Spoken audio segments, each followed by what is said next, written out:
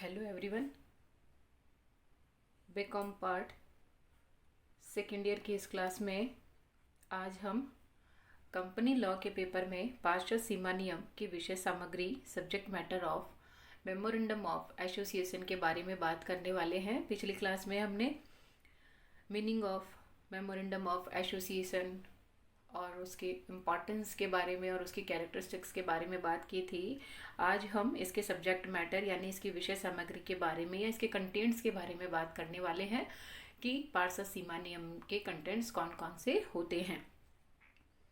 पार्षद सीमा नियम के कंटेंट्स में नेम क्लोज, जिसे हम नाम वाक्य या नाम खंड भी कहते हैं, रजिस्टर्ड ऑफिस क्लोज यानी पंजीकृत कार्यालय वाक्य या पंजीकृत कार्यालय खंड कहा जाता है इसे, ऑब्जेक्ट क्लोज यानी उद्देश्य वाक्य, लाइबिलिटी क्लोज यानी दायित्व वाक्य, कैपिटल क्लोज यानी पूंजी वाक्य, सब्सक्राइबर क्लोज यानी अभिदाता वाक्य और नॉमिनेशन क्लोज यानी नामांकन वाक्य only in one person company, यानी वन पर्सन कंपनी के केस में ही नॉमिनेशन क्लोज का कंटेंट शामिल किया जाता है। इन अदर कंपनी इसे शामिल करने की जरूरत नहीं पड़ती है। तो पार्षद सीमा नियम के विषय सामग्री में हम किसी कंपनी के नाम को, उसके पंजीकृत कार्यालय के बारे में, उसका उद्देश्य क्या है कंपनी का, उसकी पूंजी कितनी है, दायित्व अनलिमिटेड है या लिमिटेड है, और उसके अलावा उसके जो अभिदाता हैं या उसके जो सदस्य हैं वो कौन कौन है। जिस समय कंपनी का रजिस्ट्रेशन या इनकॉर्पोरेशन होता है उस समय उसके सदस्य कौन रहते हैं, इस बात के बारे में हमें सब्सक्राइबर क्लोज बताता है। और यदि कंपनी का incorporation as a one person company यानी एकल व्यक्ति कंपनी के रूप में हुआ है तो नॉमिनेशन क्लोज में किस व्यक्ति का नाम एज अ नॉमिनी उसमें शामिल किया गया है उसके बारे में सारी इंफॉर्मेशन हमें नॉमिनेशन क्लोज में ही मिलती है। अब हम इसके डिटेल की तरफ चलते हैं। इससे पहले मैं आपको ये बताना चाहूँगी कि ये क्वेश्चन यानी कंटेंट्स का ये जो क्वेश्चन है या सब्जेक्ट मैटर का ये जो क्वेश्चन है ये एग्जामिनेशन के पॉइंट ऑफ व्यू से बहुत ही इम्पॉर्टेंट माना जाता है। और इस टॉपिक में से, इस टॉपिक का मतलब पार्षद सीमा नियम यानी मेमोरेंडम ऑफ एसोसिएशन का ये जो हमारा टॉपिक है, इस टॉपिक में इसका इम्पॉर्टेंस और इसकी विषय सामग्री और उसके अलावा जो अल्ट्रा वायरस एक्ट का प्रिंसिपल है, ये तीनों ही इम्पॉर्टेंट है। और तीनों में से कोई एक क्वेश्चन आके मैं यूँ कहूँ कि एग्ज़ाम में ज़रूर पूछा जा सकता है। तो अब हम इसके डिटेल की तरफ चलते हैं। तो सबसे पहले हम लेंगे नेम क्लोज यानी नाम वाक्य। नाम वाक्य का मतलब जिस तरह से हमारा नाम होता है ठीक उसी तरह से कंपनी का भी नाम होता है। हम अपने नाम से पहचाने जाते हैं, हमारी पहचान हमारा नाम होता है। ठीक उसी तरह से कंपनी की पहचान भी कंपनी का नाम ही होता है। तो कंपनी का जो मेमोरेंडम है उसका जो सबसे पहला क्लोज है यानी ये पहला क्लोज नेम क्लोज, इसमें कंपनी का नाम लिखा जाता है और कंपनी का नाम वो ही लिखा जाता है जो रजिस्ट्रेशन के समय रजिस्ट्रार ने कंपनी को दिया हुआ होता है। यानी रजिस्ट्रार कंपनी को नाम देता है या उसका नाम आरक्षित करता है या उसे रिजर्व करता है, वही नाम कंपनी का रखना पड़ता है। इसी के साथ साथ कंपनी का नाम कंपनी के लिए बहुत इम्पॉर्टेंट होता है और वो इसलिए कि वह उसके स्वतंत्र व्यक्तित्व की पहचान करवाता है, वह उसकी पहचान होता है, वह उसकी आइडेंटिफिकेशन होता है और यही कंपनी के पृथक अस्तित्व का प्रमाण होता है। इसी के साथ साथ एक बात ये भी इम्पॉर्टेंट है कि जब भी कंपनी अपना नाम लिखती है तो अपने समामेलन के समय जिस रूप में कंपनी का इनकॉर्पोरेशन हुआ है, चाहे वो प्राइवेट के रूप में हुआ है, पब्लिक के रूप में हुआ है या as a one person company हुआ है, उसे अपने नाम के साथ में लिमिटेड शब्द या प्राइवेट लिमिटेड शब्द अवश्य लिखना पड़ता है। इसी के साथ साथ यदि कंपनी का उद्देश्य कोई और है यानी कंपनी प्रॉफिट कमाने के लिए यदि इनकॉर्पोरेटेड नहीं हुई है तो उस केस में कंपनी को अपने नेम के साथ में लिमिटेड यानी एलटीडी और प्राइवेट लिमिटेड वर्ड को यूज करने की कोई ज़रूरत नहीं होती है। अब सवाल ये उठता है कि क्या कंपनी को रजिस्ट्रार नाम खुद अपनी मर्जी से देता है? तो ऐसा नहीं है। जब कंपनी के जो प्रमोटर्स हैं या उसको जो बनाने वाले लोग हैं वह किसी कंपनी को बनाना चाहते हैं और उस कंपनी को कोई नाम देना चाहते हैं, तो उन्हें एक प्रोसेस को फॉलो करना पड़ता है। कुछ प्रोफॉर्मास होते हैं, कुछ फॉर्म्स होते हैं जो भर के कंपनी के रजिस्ट्रार ऑफिस में उनको सबमिट करना पड़ता है और पर्टिकुलर उसके लिए उन्हें एक फ़ी भी डिपॉजिट करानी पड़ती है। और इस प्रोसेस में वह उन प्रोफॉर्माज में या उन फॉर्म्स में अपनी प्रायोरिटी के अकॉर्डिंग कुछ नेम सजेस्ट करते हैं रजिस्ट्रार को, और रजिस्ट्रार अकॉर्डिंग टू अवेलेबिलिटी उनको कोई नाम सजेस्ट कर देता है कि आप इनमें से कोई भी नाम कंपनी का रख सकते हैं और इसी तरह से कंपनी को उसका नाम दिया जा सकता है। Next point number 2, registered office close यानी पंजीकृत कार्यालय वाक्य। हम सभी जानते हैं कि हम जहाँ रहते हैं वो हमारा पता होता है। एक व्यक्ति जहाँ रह रहा है या जहाँ निवास करता है वही उसका पता माना जाता है। तो ठीक उसी तरह से कंपनी का जो रजिस्टर्ड ऑफिस है या उसका जो पंजीकृत कार्यालय है वह उसका पता माना जाता है। यानी रजिस्ट्रार ऑफिस से जो कॉरस्पॉन्डेंस होगा किसी भी कंपनी को वह उसके रजिस्टर्ड ऑफिस पर होता है।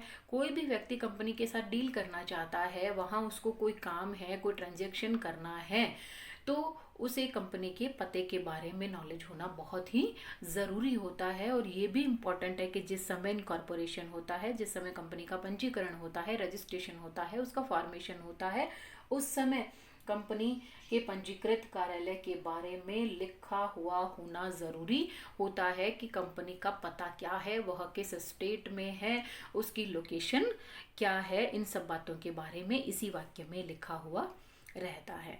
नेक्स्ट पॉइंट है आपका ऑब्जेक्ट क्लोज का उद्देश्य वाक्य का। तो हम सभी जानते हैं कि हम किसी भी काम को ऐसे ही नहीं करते हैं। किसी काम को करने के पीछे हमारा एक मोटो होता है, एक ऑब्जेक्ट होता है, एक पर्पस होता है। ठीक उसी तरह से किसी भी कंपनी को ऐसे ही नहीं बनाया जाता है, उसको बनाने के पीछे कोई ना कोई ऑब्जेक्ट जरूर होता है। तो ये जो ऑब्जेक्ट क्लोज है या उद्देश्य वाक्य है, इसमें उन ऑब्जेक्ट को लिखा जाता है जिन ऑब्जेक्ट को लेकर के कंपनी बनाई जा रही है या कंपनी का निर्माण किया जा रहा है। तो ऑब्जेक्ट क्लोज या उद्देश्य वाक्य हमें कंपनी के उद्देश्य के बारे में बताता है कि कंपनी क्या किसी प्रोडक्ट को बनाने वाली है, क्या वह सिर्फ मार्केटिंग का काम करने वाली है, क्या उसका काम नेशनल जो ट्रेड है उसी का है, क्या वह इंटरनेशनल ट्रेड भी कर सकती है। कहने का मतलब ये है कि उसके जितने भी उद्देश्य हैं वो सारे इस ऑब्जेक्ट क्लोज में ही लिखे जाते हैं और कंपनी अपने इसी ऑब्जेक्ट क्लोज से बाउंड होती है। वह इस ऑब्जेक्ट क्लोज के बाहर जाकर कोई काम नहीं कर सकती है। उसे वही काम करने होंगे जिन कामों के लिए उसका इनकॉर्पोरेशन हुआ है या जिन उद्देश्यों को उसने अपने मेमोरेंडम में लिखा है। उन्हीं उद्देश्यों को पूरा करने के लिए जो जो काम वो कर सकती है उसे वही काम करने होते हैं। और यदि वह अपने बियॉन्ड ऑब्जेक्ट जाती है, अपने ऑब्जेक्ट से बाहर कोई काम करती है, तो उस केस में ऐसे काम अल्ट्रा वायरस होते हैं और वॉइड एब इनिशियो माने जाते हैं, व्यर्थ ही माने जाते हैं। नेक्स्ट पॉइंट रहता है हमारा लाइबिलिटी क्लोज का दायित्व वाक्य का। तो दायित्व की बात जो है वह सदस्यों से कंसर्निंग है यहाँ पर, कि किसी कंपनी के सदस्यों का जो दायित्व है वह किस तरीके का होगा। तो जिस समय हमने कंपनी के कैरेक्टरिस्टिक्स की बात की थी उसमें एक इम्पॉर्टेंट कैरेक्टरिस्टिक्स कंपनी के सदस्यों के दायित्व के बारे में भी थी। उसमें ये कहा गया था कि कंपनी के सदस्यों का दायित्व लिमिटेड भी हो सकता है, अनलिमिटेड भी हो सकता है। लिमिटेड का मतलब ये है कि जिस समय कंपनी का वाइंडिंग अप होगा या उसका समापन होगा उस समय कंपनी के मेंबर्स की जो लायबिलिटी बनेगी वह लिमिटेड रहेगी, ऑलरेडी लिमिटेड रहेगी, उससे ज़्यादा उनकी लायबिलिटी बन ही नहीं सकती है। और अनलिमिटेड का मतलब ये होता है कि जितनी liability at the time of winding up किसी कंपनी की रहती है तो वह सभी सदस्यों में डिस्ट्रीब्यूट होती है और उसकी कोई लिमिटेशन नहीं होती है, वो अनलिमिटेड माने जाते हैं। और अनलिमिटेड दायित्व किसी भी मेंबर को फिर वहन करने पड़ सकते हैं, उन्हें उन असीमित दायित्वों को उठाना ही होता है। नेक्स्ट पॉइंट है आपका कैपिटल क्लोज का पूंजी वाक्य का। तो साहब पूंजी के बिना तो कुछ भी नहीं हो सकता है, पूंजी के बिना किसी भी बिजनेस का आप इमेजिन भी नहीं कर सकते हैं। तो पूंजी वाक्य किसी भी कंपनी का एक इम्पॉर्टेंट क्लोज माना जाता है, एक इम्पॉर्टेंट वाक्य होता है, एक इम्पॉर्टेंट खंड होता है। तो इस क्लोज में कंपनी की पूंजी की उस अमाउंट का, उस राशि का वर्णन होता है, वो राशि के बारे में लिखा हुआ होता है जिससे उस कंपनी को इनकॉर्पोरेटेड करवाया जाएगा। इस खंड में पूंजी को एक निश्चित राशि के अंशों में भी विभाजित करके लिखा जाता है। यदि कंपनी आपकी शेयर कैपिटल वाली है तो, यदि कंपनी शेयर कैपिटल वाली नहीं है तो उस केस में वहां पर शेयर्स के बारे में लिखने की कोई आवश्यकता नहीं रहती है, क्योंकि कंपनी शेयर कैपिटल वाली है ही नहीं। लेकिन यदि कंपनी शेयर कैपिटल वाली है तो उस केस में ये चीज लिखी जाती है। नेक्स्ट पॉइंट है सब्सक्राइबर क्लोज का अभिदाता वाक्य का, बहुत इंपॉर्टेंट क्लोज माना जाता है।